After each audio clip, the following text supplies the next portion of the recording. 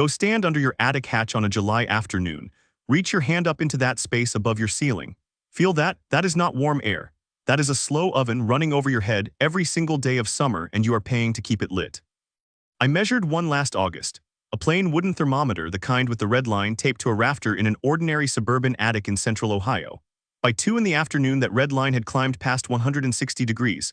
160. That is hot enough to cook an egg on the plywood. That is hot enough to warp the shingles you paid $8,000 to install. And that heat does not stay up there. It presses down, through the insulation, through the drywall, into the bedroom where your grandchildren sleep. And your air conditioner fights it all night long and loses a little every hour. Now here is the part nobody selling you a $16,000 cooling system wants you to hear. The men who solved this problem solved it for the price of a sandwich. $7. A roll of something you can buy at any hardware store in America, stapled into the right place in the right way, and that attic never sees 160 degrees again. No motor, no wiring, no service plan. No man in a van coming back every spring to tell you it needs another $400 of work. After my last video, where I showed you the cellar the Amish used to keep food cold without a single watt of electricity, hundreds of you wrote to me and said the same thing. You said, "Jacob, my house is fine in winter, I have the wood, I have the stove, but the summer is killing me. My upstairs is unlivable by noon, my bills double in July." And one man, a retired schoolteacher in Tennessee, wrote one line that stuck with me. He said, "I feel like my own house is trying to bake me out of it." So I went back. I drove out past the last paved road to a settlement where they have been building houses the same way for more than a century and a half, and I asked the oldest carpenter there a simple question. "How do you keep an attic cool with no machine?" He laughed at me, not unkindly. He laughed the way you laugh at a man who has paid for water his whole life and only just discovered the well in his own yard. And before this video is over, I am going to show you the exact material he pointed to, where it sits on the hardware store shelf right now for $7. And I am going to show you a government document from 1944 that proves the people who should have told every homeowner in this country about it knew exactly what it did, and made very sure you never heard the word. Stay with me. But first you have to understand the number, because the number is everything and almost nobody has ever had it explained to them plainly. When the sun hits your roof, the shingles absorb that energy and they get hot. Black shingles on a clear day will reach 160, 170 degrees on the surface. That is not a guess. Roofing manufacturers measure it. Now that heat has to go somewhere, and it radiates downward off the underside of your roof deck straight into the air of your attic like the coils of a broiler pointed at the floor. The insulation on your attic floor is built to slow heat coming through, but it was never meant to fight a furnace. It just slows the inevitable. By evening, all that stored heat is still up there, still radiating down into your living space long after the sun has gone, which is why your upstairs is hottest at 9 o'clock at night, hours after dark. Here is the thing the Amish carpenter understood that most builders forget. The problem is not the temperature of the air. The problem is radiant heat. The roof deck does not warm your house mainly by warming the air. It warms your house by glowing, by throwing invisible heat rays down onto your ceiling the way a campfire warms your face across a cold yard without warming the air in between. And you cannot stop a radiant problem with the fluffy stuff in your attic floor. You stop radiant heat with a mirror. That is the whole secret, a mirror for heat. Now think about that for a second. If radiant heat travels in rays and you put a bright reflective surface in its path, the surface throws most of those rays right back the way they came. Aluminum does this better than almost anything on Earth.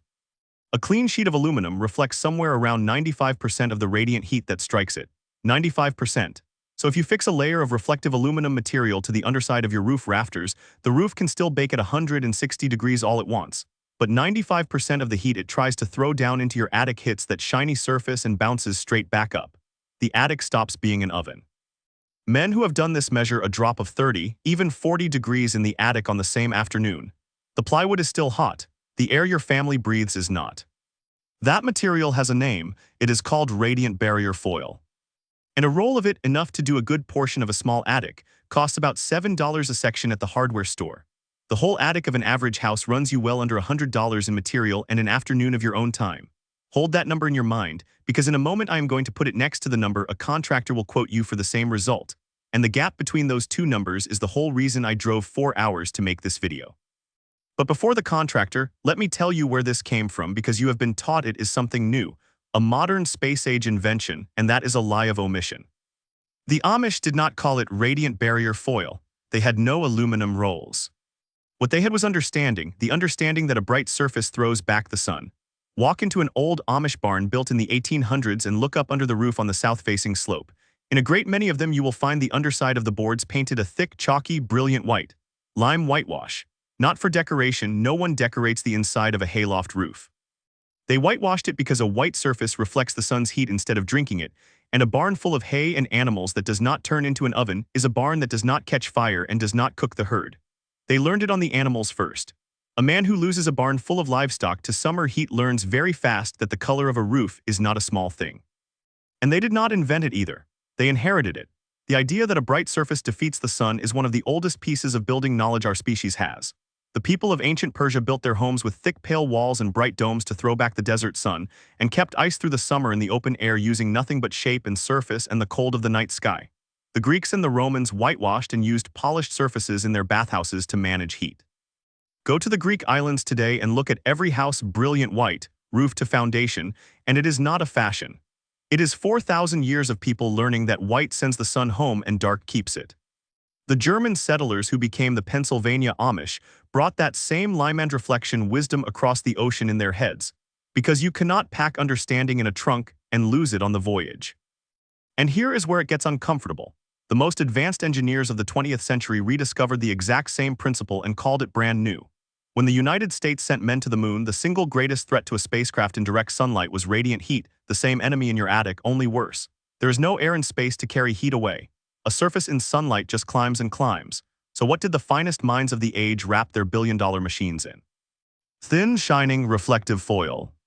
The gold and silver blankets you have seen on every spacecraft are radiant barriers.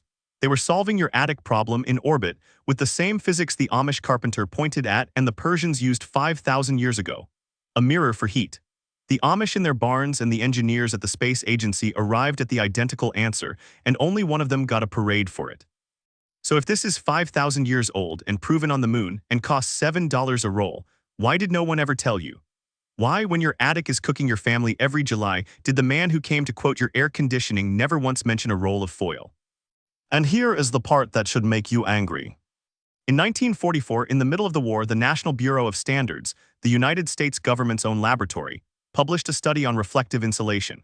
They tested aluminum foil barriers in building assemblies and they put the result in plain ink. A reflective barrier in the right position cut radiant heat transfer dramatically. They measured the foil doing the work of inches of conventional insulation for a fraction of the weight and the cost. The government knew, in writing in 1944, that a thin sheet of cheap aluminum could keep American homes cooler than bales of expensive material. That document number sat in the record. It is the document I promised you, and I will tell you exactly who made sure it stayed buried. Because think about what happened after the war. Millions of homes went up across this country in 10 short years. Whole industries were born to fill those homes: the insulation industry, the air conditioning industry, the utility companies that would sell those homes power forever. And there is one hard truth about a $7 roll of foil that lasts the life of the house and needs no power. There is no business in it. You cannot build a quarterly earnings report on something a man buys once, staples up himself in an afternoon, and never thinks about again. But an air conditioning system. That is a sale, plus installation, plus a service contract, plus refrigerant, plus a replacement in 15 years, plus the electricity to run it every hour of every summer for the rest of that family's life. One of those things makes a fortune for a great many people. The other one makes a homeowner free. Guess which one got the advertising budget? It was not a meeting in a dark room. I want to be honest with you the way I will be honest with you the whole way through this video. There was no single villain twirling a mustache deciding to hide the foil. It was simpler, and in a way it is worse than a conspiracy. It was money flowing the way water flows downhill. Every incentive in the building trade, the utility business, and the appliance industry pushed toward the expensive powered solution and away from the cheap silent one, and so the cheap silent one quietly fell out of the conversation. The building codes got written by the people with the budgets. The salesmen got trained on the systems that paid commissions. And a homeowner standing in a hardware store has no idea that the answer to his sweltering July is hanging on aisle 9 for $7, because no one anywhere in that whole chain ever had a single dollar's reason to point at it. The knowledge was not lost. It was just never profitable to say out loud. Now, if you already own a house and you are thinking this only applies to people building new from scratch, stay with me, because this next part is specifically for you. You do not tear anything out. You do not call anyone. You can do this yourself this weekend with a staple gun and a free Saturday, and I am going to walk you through exactly what to buy and exactly where it goes. Here is the build. You are going to buy reflective radiant barrier foil. At the hardware store, it comes as a roll, often labeled radiant barrier or reflective insulation, and you want the double-sided foil kind, the type that is shiny aluminum on both faces. A starter roll runs around $7, and a larger contractor roll that will cover most of an attic runs somewhere between $40 and $80 depending on the size of your house. You will also want a hand stapler with half-inch staples, a sharp utility knife, and a roll of foil tape. The real metal-faced tape, not the gray cloth tape that calls itself duct tape and is neither. Now the single most important thing, the one trick almost everyone gets wrong, so listen closely. The foil does not go on the attic floor. I will say that again because it is the difference between this working and this doing nothing at all. You do not lay it on the floor over your insulation. You staple it to the underside of the roof rafters, the angled boards that hold up your roof, so that it hangs just below the hot roof deck with a small air gap between the foil and the wood. The reason is the air gap. A radiant barrier only works if there is air on at least one side of it, because if you press shiny foil flat against a hot surface, the heat simply conducts straight through by contact and the mirror does nothing. The gap is what lets the foil reflect instead of conduct.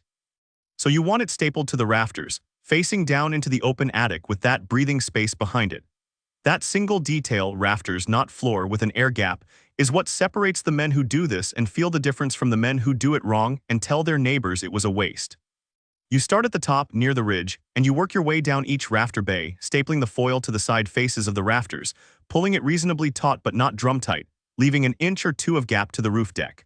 You overlap each strip by a couple of inches and you run a line of that foil tape down the seam so it reads as one continuous mirror. You leave your soffit vents and your ridge vent clear. You never block the attic's airflow because you still want hot air to escape out the top. The foil handles the radiant heat and the venting handles the trapped air, and the two together are what the old barns did with a whitewashed roof and an open gable. Work in the morning before the attic heats up, wear long sleeves, take water up with you, and do one section at a time. A whole average attic is a weekend for one man working alone, an afternoon with a son or a neighbor helping. That is the entire build. $7 to start, under $100 for most homes, a staple gun, and a Saturday. And the day you finish, go back up there at 2 in the afternoon and put your hand under that roof deck and feel the difference between 160 degrees and the low 120s. Your air conditioner will run less. Your upstairs bedrooms will be sleepable again. And you will have done it with your own 2 hands and owe no man a service call. Now let me give you the thing I saved for last, because I promised it to you at the start. I told you the government knew in 1944.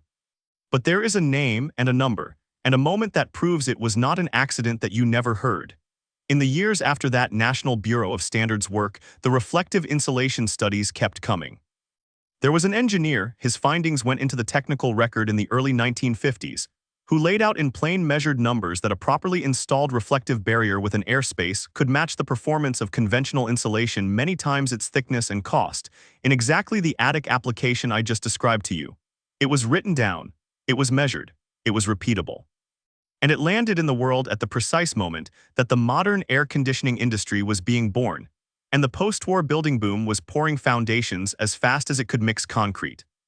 So picture the choice the country faced without ever knowing it was making a choice. On one side, a thin reflective sheet, cheap, passive, lasting the life of the house, making no one rich. On the other side, a powered machine, sold and serviced and fed electricity forever, making a great many people very rich. The science favored the foil, the money favored the machine. And the money, as it always does, wrote the codes, trained the salesman, bought the advertisements, and built the assumption, the one you grew up inside, that the only way to cool a house is to buy a machine and pay the utility every month until you die. The foil did not lose because it failed. It lost because it succeeded too cheaply. Let me be honest with you the whole way, because the breathless versions of this video will not be, and I will not lie to you to keep you watching. A radiant barrier is not magic, and it is not the whole answer. It will not make your house cold. It will not replace air conditioning in the deep south in August all by itself. What it does, and what it does extremely well, is stop the radiant oven over your head, which takes a tremendous load off whatever cooling you do use and makes the upstairs of an ordinary house livable again in summer. It works best in hot sunny climates and on homes with dark roofs and hot attics, exactly the homes that suffer most. In a cool, cloudy northern climate, the gain is smaller. And it does nothing for humidity. That is a different problem for a different evening. I tell you the limits because a man who only tells you the wins is selling you something, and I have nothing to sell you. I am only handing you back a tool that was always yours. Because that is the truth of all of this. This knowledge was never lost. The Persians had it, the Romans had it, the Amish carpenter in that barn has it, the engineers who went to the moon had it, and your own government had it in writing in 1944. It was never lost. It was set down quietly to the side out of the light because there was more money in your sweat and your power bill than in a $7 roll of foil. You were not given it, now you have it. If you are the kind of person who believes that real knowledge has been quietly pushed aside to protect someone else's profit, then you already know what to do.